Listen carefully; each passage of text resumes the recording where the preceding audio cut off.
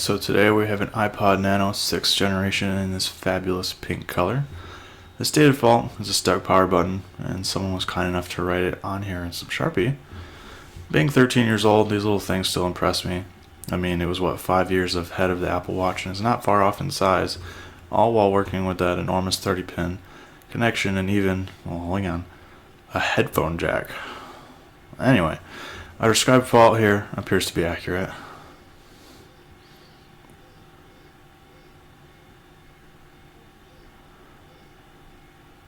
Connecting to power, we see it at least works.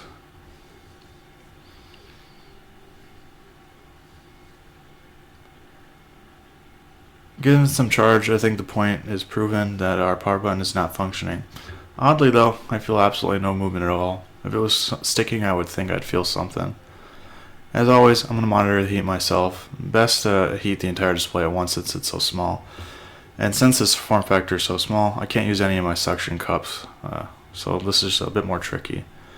So I'll take a plastic pry tool and shimmy under the glass, then use this to slide around the entire display.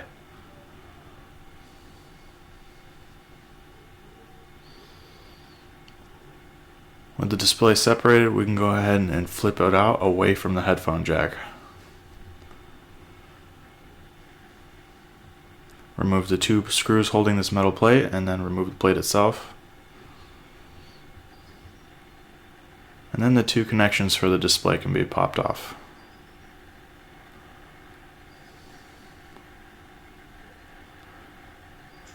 Then I slide my spudger under the ribbon cable to make sure it's completely free. And then the display can come off.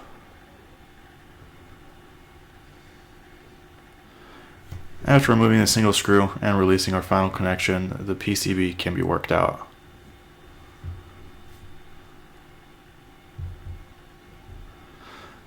I lift the PCB from the back and use one of the brackets as leverage to angle it out.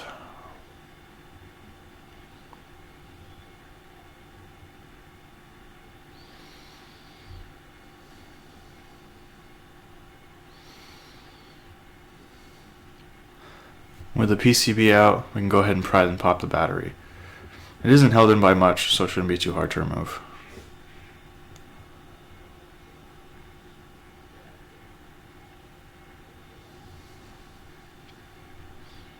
The order here is not too important, but I start off with removing these 4 screws.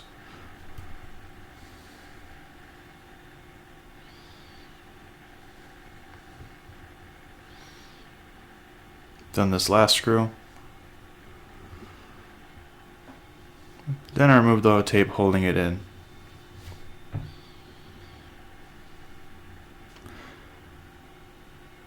Now our brackets containing the button assembly can come out, and if you need to preserve it, then be very delicate.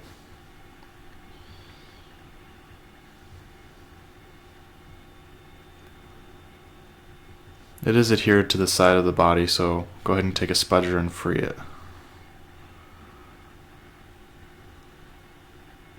And finally, the oddly difficult headphone jack can come out. I wish Apple would just dump this useless port anyway. And our empty housing.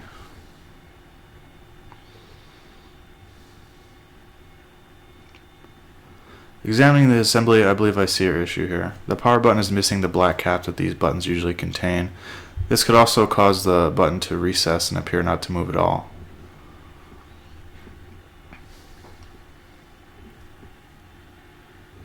Now, I'm apparently too impatient to wait for one to be shipped from China, and also happen to have a torn button from another project right nearby, so this is the perfect storm for me to do a bit of surgery.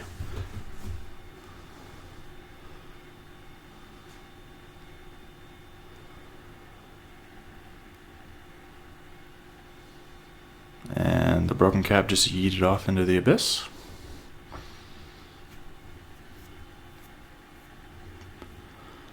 You're going to bring over the other and make sure it's centered. And then once that's in place, we can go ahead and smooth out the adhesive that's around it. We can also check that we have the proper function by giving a couple test clicks on it.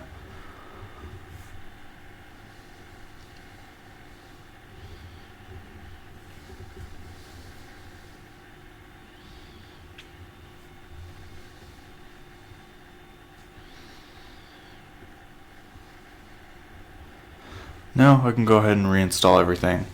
I put the screw in for the headphone jack just to hold everything in place. Other than that, the whole process is the same before, it's just reversed.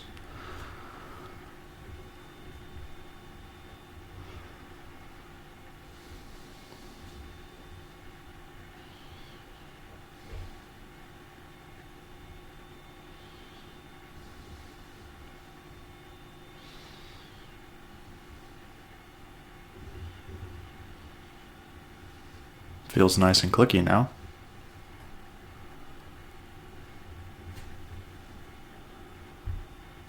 Put this screw back and proceed with the assembly. Bring the board and battery back in. Just don't forget to screw on the headphone jack like I did here.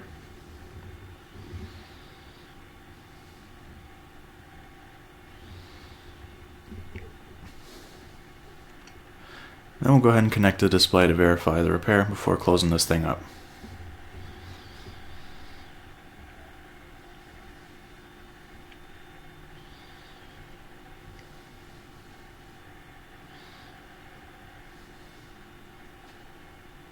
So far looks like a working repair.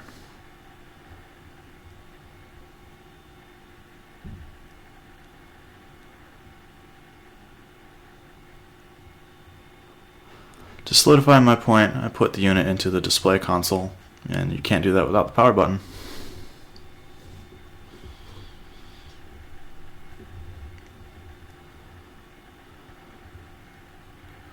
To finish assembling, put this single screw back in. I find it best to put tested tape in before installing the display.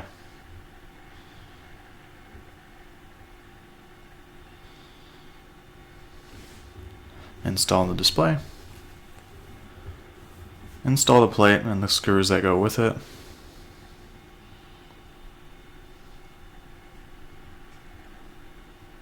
Expose the tape.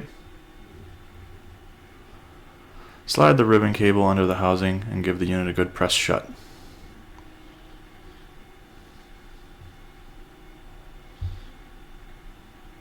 And clamp it for a little while.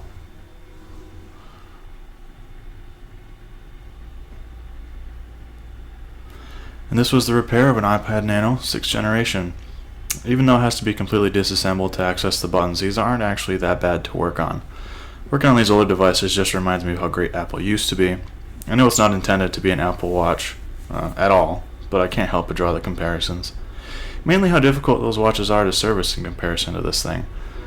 I'm probably what you consider a modern day Apple hater, but I used to not be that way and wish they'd go back to their days of innovation rather than retained earnings. Anyway, I'm ranting. I hope you found this video worthy of your subscription, and I hope you'll join me on the next one.